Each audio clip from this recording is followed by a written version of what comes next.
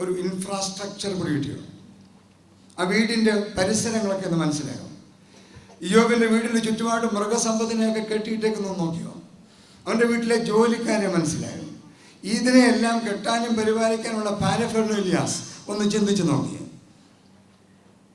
എന്തൊരു മനുഷ്യനാണ്, വലിയൊരു മനുഷ്യൻ. വേദോസ്തവം പറയുന്ന വാക്കുണ്ട്, സകല പൂർവ്വ ദിഗ്വാസികളിലും വെച്ച് മഹാനായ ഒരു മനുഷ്യൻ, വലിയൊരു മനുഷ്യൻ. ഇനി നമുക്ക് 13-ാമത്തെ വാക്യത്തിലേക്ക് പോകാം. എല്ലാവർക്കും മനസ്സിലായി? ഒരാൾ വായിച്ചാൽ പറ്റിയാണ്, ബാക്കിയുള്ളവർ എന്നെ നോക്കും. ഒരു ദിവസം ഇയ്യോബിന്റെ പുത്രന്മാരും പുത്രിമാരും മൂത്ത ജ്യേഷ്ഠന്റെ വീട്ടിൽ തിന്നുകയും കുടിക്കുകയുമായിരുന്നു. ഒരു ദിവസം ഇയ്യോബിന്റെ 10 മക്കളും കൂടെ മൂത്ത മോന്റെ വീട്ടിൽ, കൊളോക്കിയൽ ഭാഷ പറയാൻ, ശാപ്പാട് കഴിക്കുക. ഇയ്യോബ് വീടിന്റെ മുറ്റത്ത് വെറുതെ ഇങ്ങനെ നിൽക്കുകയാണ്. എൻ്റെ കൂടെ ഉണ്ടല്ലോ നിങ്ങളല്ലേ? Okay, can you follow me? Oh yes, വായിച്ചു. തിന്നുകയും വീഞ്ഞു കുടിക്കുകയും ചെയ്തുകൊണ്ടിരിക്കുമ്പോൾ ഒരു ദൂതൻ അവന്റെ അടുക്കൽ ഒരാൾ ഓടി വന്നു, ഇയ്യോബിന്റെ അടുത്തോട്ട് വന്നിട്ട് ഇയ്യോബിനോടൊരു വാർത്ത പറഞ്ഞു. വായിച്ചു. കാളകളെ പൂട്ടുകയും പെൺകഴുതുകൾ അരികെ മേഞ്ഞുകൊണ്ടിരിക്കുകയുമായിരുന്നു. പെട്ടെന്ന് ശെബായർ വന്ന് അവയെ പിടിച്ചുകൊണ്ടുപോകുകയും വേലക്കാരെ വാളിന് വായ്ത്തലയാൽ വെട്ടിക്കൊല്ലുകയും ചെയ്തു. ഞാൻ ഒരുത്തൻ മാത്രം നിന്നോട് ഈ വിവരം പറയാൻ ശേഷിച്ചു. ഇയ്യോബ് എന്ന് പറയുന്ന ഏറ്റവും വലിയ പണക്കാരനായ മനുഷ്യൻ മൂത്ത മോന്റെ വീടിന്റെ മുറ്റത്ത് നിൽക്കുമ്പോൾ ഒരാൾ ഓടി വന്ന് പറഞ്ഞ ഒരു വാചകമാണ്, നിന്റെ രത്നച്ചുരുക്കം എത്രയേ ഉള്ളൂ, നിന്റെ കാളയും പോയി, പെൺകഴുതയും പോയി, അതിനെ നോക്കിക്കൊണ്ടിരുന്ന ജോലിക്കാരും പോയി, ഞാൻ ഒറ്റ ഒരുത്തൻ മാത്രം ശേഷിച്ചു. എത്ര കഴുത പോയി? ഇതാ കുഴപ്പം. ഇതാ മുമ്പേ തിരുമേനി പറഞ്ഞത്. കഴുത എത്ര? 500. കാള എത്ര? 1000. 1500 സാധനം ഒറ്റ സെക്കൻഡിൽ പോയി. വേദോസം ശ്രദ്ധിച്ചു വായിക്കണം. അടുത്ത വാചകം, അവനിത് പറഞ്ഞുകൊണ്ടിരിക്കുമ്പോൾ, അവനിത് പറഞ്ഞു തീർന്നില്ല, അപ്പോ വേറൊരു വായിച്ചു. ദൈവത്തിന്റെ തീ ആകാശത്ത് നിന്ന് വീണ് കത്തി. ആടുകളും വേലക്കാരും അതിന് ഇരയായിപ്പോയി.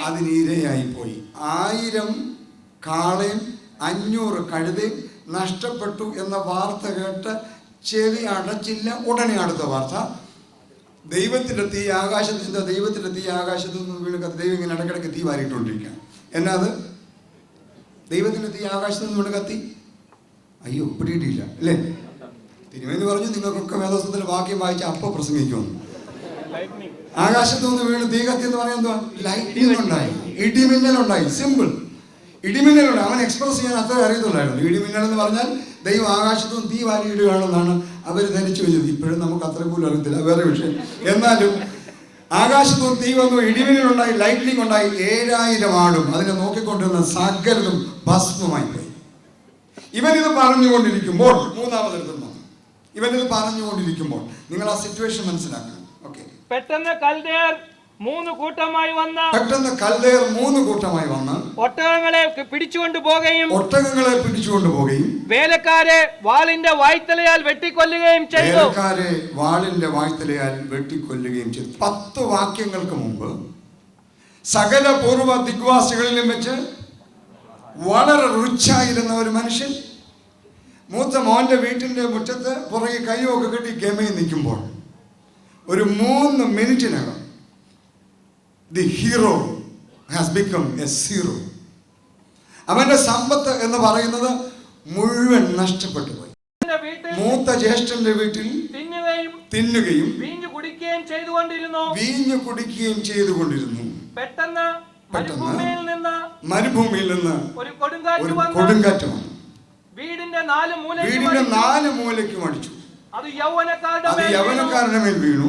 അവർ മരിച്ചുപോയി. എത്ര പേര്? 10 പേര് ഒറ്റയടിക്ക് മരിച്ചു. ഒരു ടൊർണേഡോ ഉണ്ടായി. മരുഭൂമിയിൽ നിന്ന് ഒരു കാറ്റ് വന്നു, ചെറുപ്പക്കാരുടെ മേൽ വീണു. 10 പേരും ഒരുമിച്ച് മരിച്ചുപോയി.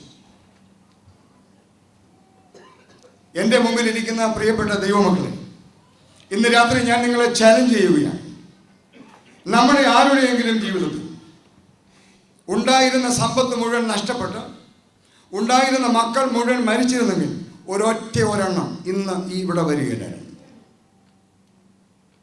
കാരണം അത്രയേ ഉള്ളൂ നമ്മുടെ കലാപരിപാടി. Job had a holy relationship with his God. ഇയ്യോബിന് അവൻ്റെ ദൈവത്തോട് വളരെ വിശുദ്ധമായ ഒരു ബന്ധമുണ്ടായിരുന്നു. ഇയ്യോബ് കിട്ടാൻ വേണ്ടി ദൈവത്തിൻ്റെ പുറകെ നടന്നവനല്ല. ഇയ്യോബ് കാര്യം സാധിക്കാൻ വേണ്ടി ദൈവത്തിൻ്റെ പുറകെ നടന്ന ഒരു വാക്യം വായിക്കാം, 22-ാമത്തെ വാക്യം. ഏതിലൊന്നിലും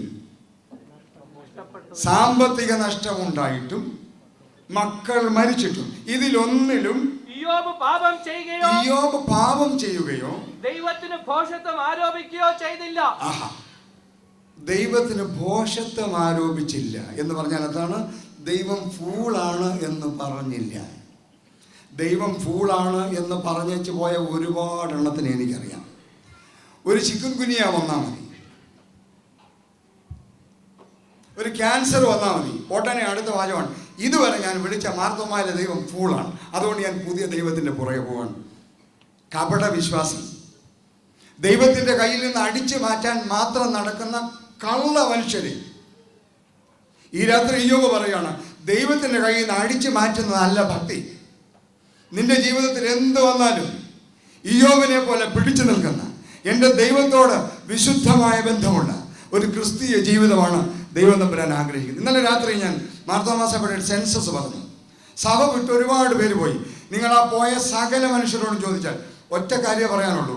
ഒന്നുകിൽ രോഗം വന്നു, ഇല്ലേ മോൻ്റെ ജോലി പോയി, ഇല്ലെങ്കിൽ വീണ് കാലൊടിഞ്ഞു, അല്ലെങ്കിൽ ചിക്കൻ പോക്സ് പിടിച്ചു, ഇല്ലെങ്കിൽ ചിക്കൻ ഗുനിയ വന്നു, ഞങ്ങളുടെ അച്ഛൻ വന്നില്ല. ഇതുവരെ ഉണ്ടായിരുന്ന ദൈവം ഫൂളാണ്. ദൈവത്തിന് ഭോഷത്വം ആരോപിച്ചേച്ച് പുതിയ ദൈവത്തിൻ്റെ പുറകെ നടക്കുന്ന കപടഭക്തരുടെ ലോകത്തിൽ ഇയ്യോബ് ഒരു വെല്ലുവിളിയാണ്.